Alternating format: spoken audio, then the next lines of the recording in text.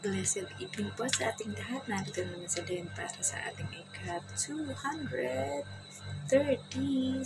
day na ating share na devotion video. And thank God it's Friday. At tayo na naman po ay tatako sa ating muling pagbubulay-bulay ng salita ng Diyos. At ayan, nalalapit na ang moving up ceremony and recognition day ng ating mga anak. So thank you Lord para po sa wisdom, protection, privilege, mga blessings na ipinagkakaloob sa atin. At syempre, bago tayo dumako sa pagbubuli-buli ng salita ng Diyos, huwag po natin kakalimutan ang manalangin at magpasalamat sa ating Panginoon sa pamamagitan ng opening prayer. So let us pray.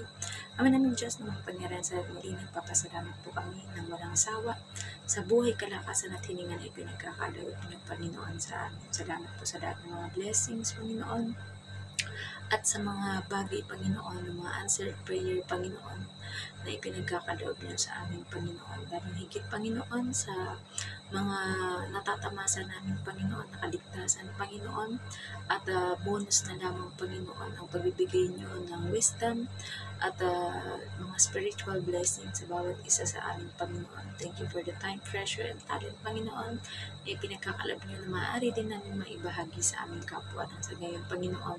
Sila din nawa ay mapagpala, Panginoon. Salamat din po sa aming mga amo, Panginoon, at sa trabaho namin, Panginoon, na nagiging daluyan at pagpapala upang kami, Panginoon, ay makapag-provide sa pangangailangan ng aming mga pamilya sa Pilipinas.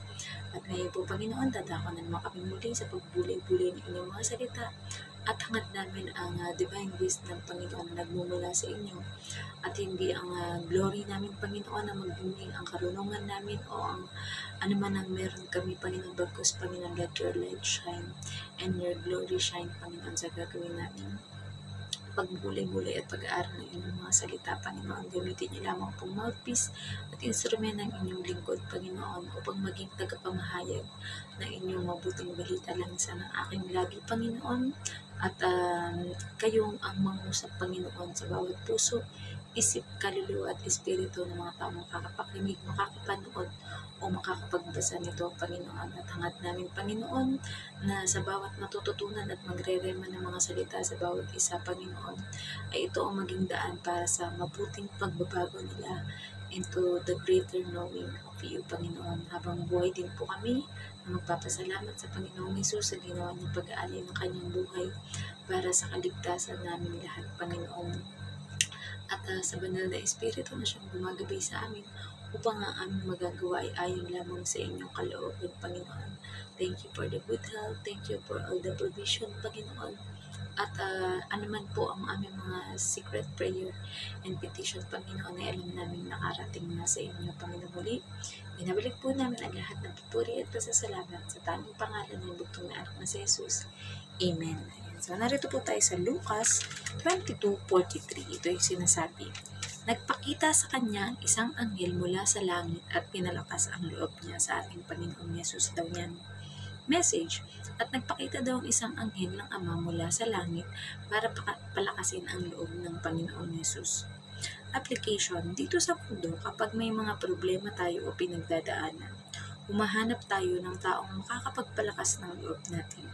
At dito ay hindi lang basta tao, kundi anghel pa mula sa langit ang dumating. Mapapatunayan natin na sobrang special ng Panginoong Yesus dahil bugtong na anak ng Diyos. Subalit matapos ang ginawang sakripisyo ng Panginoong Yesus, ang lahat ng karapatan at pagiging anak ng Diyos ay natatamasa na natin ngayon. Kaya nawa, naisin natin na maibalik sa Panginoon ang pasasalamat natin sa kanyang dakilang ginawa.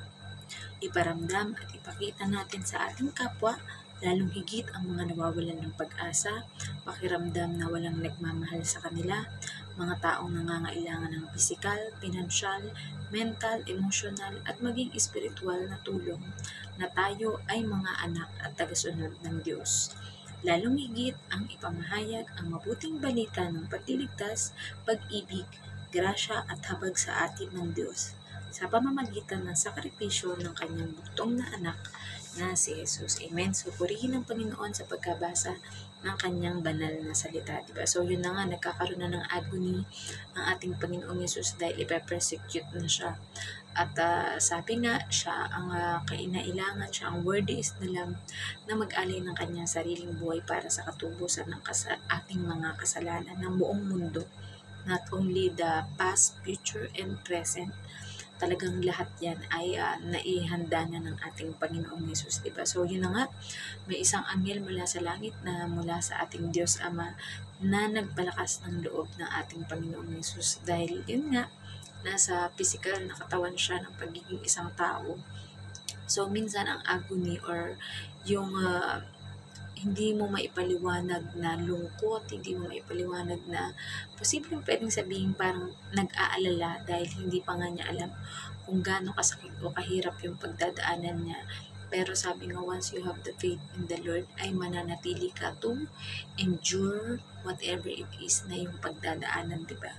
And yun nga, tayo dito sa mundo, yung sa nilagay nating example dito na kapag ang tao, di ba, umanap ka ng dadamay sa'yo, di ba, oo, may problema ako sa ganito, kailangan ko ng karamay, di ba? Pero sana at nawa higit sa lahat, kapag meron tayong mga pinagdadaanan, ang pinaka-the best na ating masasandalan ay walang iba kundi ang ating Panginoong Diyos. Dahil sinabi niya kanyang mga salita na I will never leave you nor forsake you, diba? So, yun yung mapangahawakan natin na habang nabubuhay tayo dito sa mundo at maging kung tayo man ay lumisan na dito sa mundo, nakasisiguro tayo that we are secured, lalo na kung nagkaroon tayo ng matibay na relasyon sa ating Panginoong Hesus at sa ating Diyos Ama, that we will be reunited with the Lord in heaven, ayan, sa kanyang kingdom o sa kanyang kaharian na syempre, hindi na natin naikwento sa iba kung sakaling doon nga napunta ang ating espiritu na mula naman talaga sa Panginoon at ipinahiram lamang sa atin, di ba? So, nawa ay hinahangad natin, syempre, bawat isa sa atin na tayo ay makilala o makita into Christ-likeness. Kumbaga, magdingning ang glory ng Diyos sa ating mga buhay in action, in words, diba? At lahat ng mga ginagawa natin, everything we do, syempre, we do it for the Lord.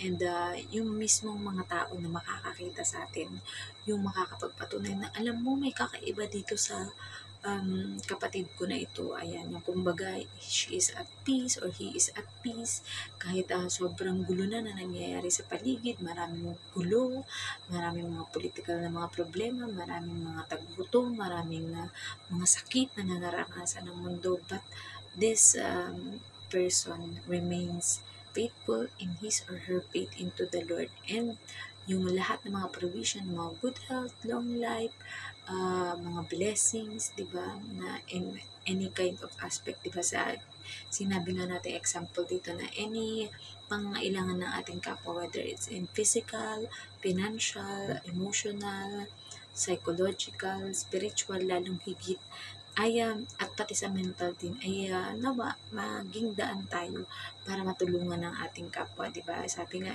even a small amount of help, a small amount of advice, a small amount of just a listening ear for those who have problems or mga pinagdadaanan na kapwa natin ay isa ng malaking tulong na magagawa natin para sa ating kapwa, di ba? And syempre, hindi man ikaw pasalamatan o hindi ka man mabalikan ng mga taong tinulungan mo, pero we know that the Lord we can never outgive God, di ba? Kumbaga, bago pa man tayo magbigay, nauna na nagbigay ang ating Panginoong Diyos.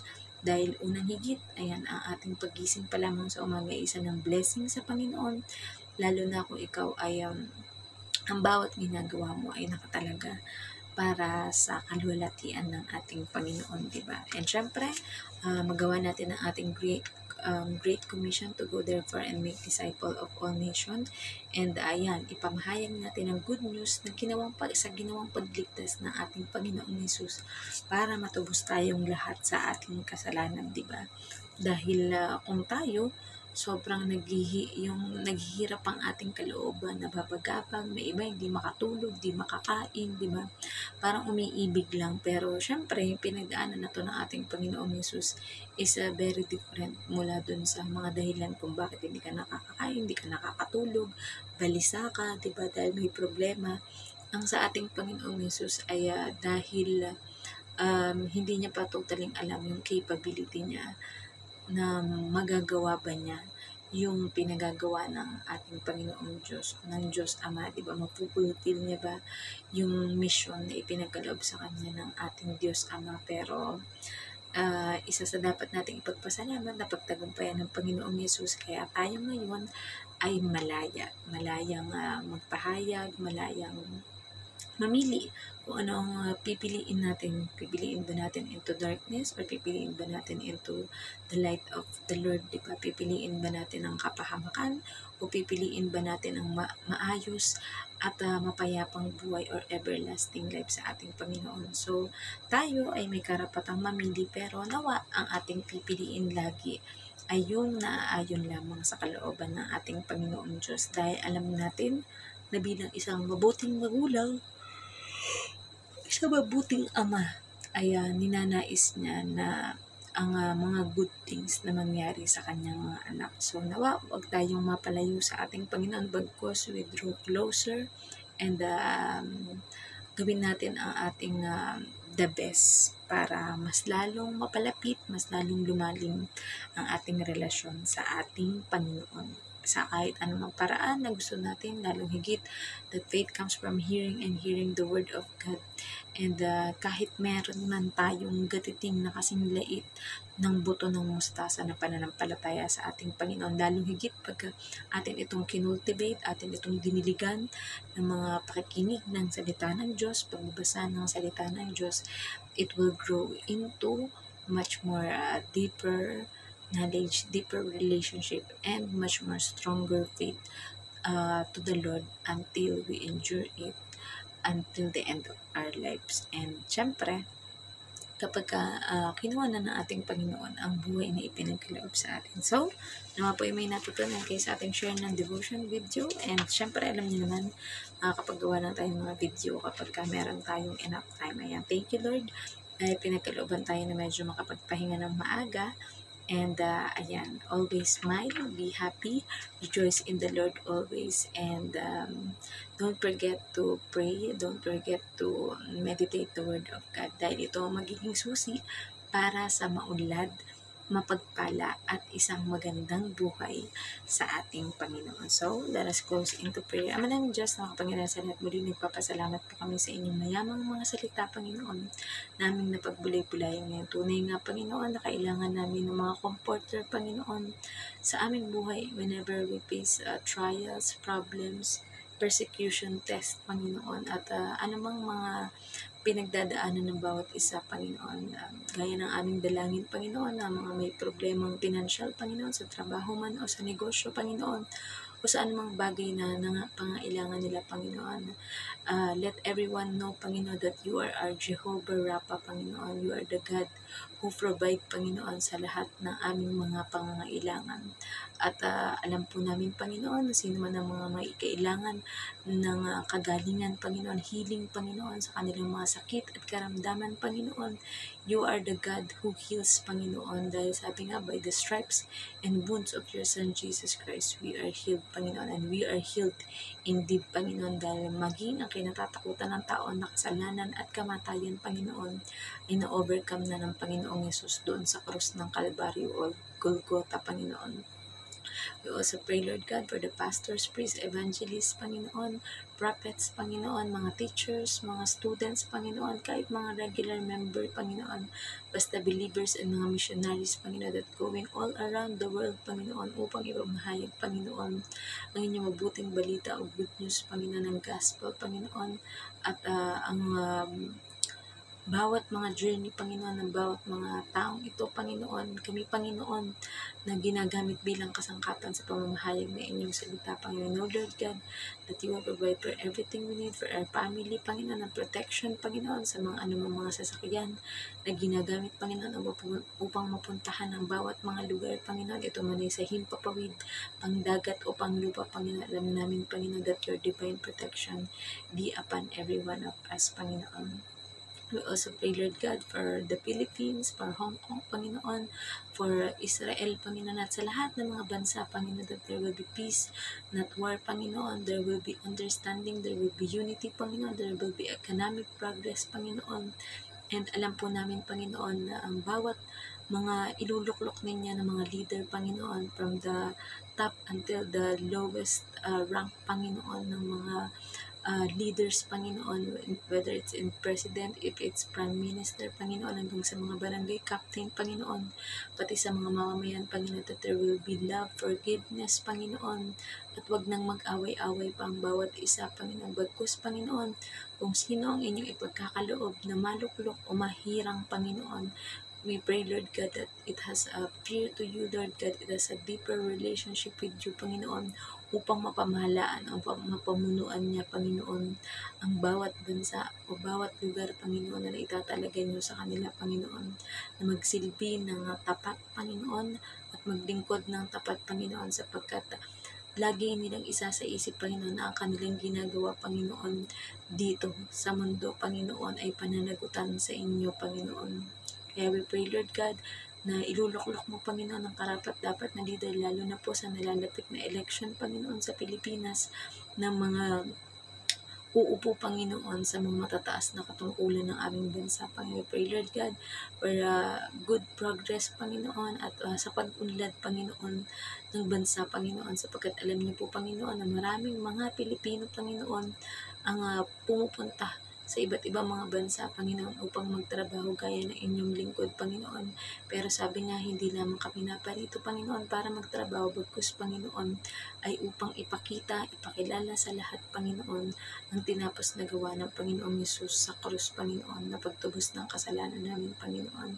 We also pray, Lord God, para po sa mga hindi maisabi, Panginoon, na ma-voice out, Panginoon, ng mga prayer ng bawat isa, Panginoon. We know, Lord God, na nakikita mo ang puso, isip at kaluluwa ng bawat isa, Panginoon, and you know the heart's deepest desire of everyone, Panginoon, kung ano ang mabuti, kung ano ang maganda, Panginoon, at alam namin, Panginoon, na kung kalooban ninyo, Panginoon, ay pagkakaloob ninyo, Panginoon, inawasak po namin ang lahat ng works of the evil, Panginoon, or the devil, Panginoon, na hindi kailanman magwawagi o magtatagumpay sa buhay namin, Panginoon, sapagkat matibay ang aming pananampalataya, Panginoon, sa inyo, at lalo pa namin pagtitibayin, Panginoon, sa pamamagitan, Panginoon, ng pakikinig, pagbubulay-bulay na inyong mga salita, Panginoon, at mula sa mga napapakinggan namin, Panginoon, ng mga preaching, Panginoon, sharing testimony, Panginoon, ng mga buhay, Panginoon,